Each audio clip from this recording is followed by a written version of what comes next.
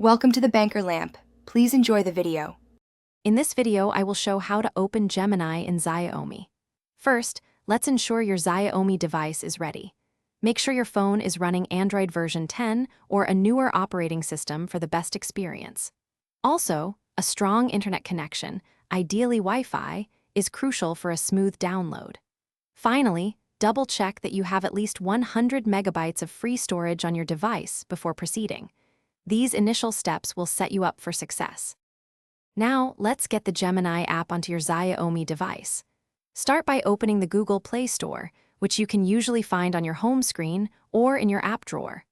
Once there, use the search bar at the top to type in Google Gemini. When you find the official app, simply tap the Install button. The download and installation process should begin automatically, typically taking just a few moments depending on your internet speed. With Gemini installed, it's time to set it up. Locate the Gemini app icon in your app drawer and tap it to launch the application. You'll then be prompted to sign in. Use your standard Google account details for this step.